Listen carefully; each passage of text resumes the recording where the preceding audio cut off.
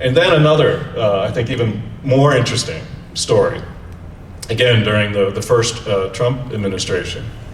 I went to a workshop in Washington, I guess it was around June 2019, and there were former diplomats from the United States, former UN diplomats, some NGO people, myself, about 10 of us.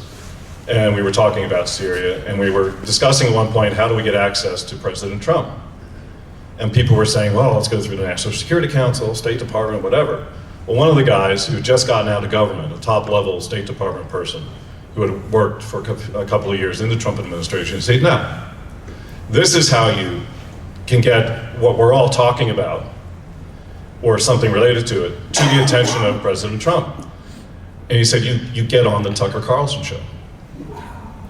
And as we know, this president has very non-traditional ways of gaining information and access, and trusts a lot of people that are outside the framework of the government. I went to Deborah Tice, and I said, can you get on the Tucker Carlson show? Because again, she had a lot of influence in the national press, who had spoken many times in the National Press Club. And so she got connection with them. Tucker Carlson called me, and his producer called me to get more background and information on this, because President Trump watched at that time Tucker Carlson every night. It was when he was back on Fox News, and so we got Deborah on Tucker Carlson. You can Google it or whatever and see the episode, and basically she went on.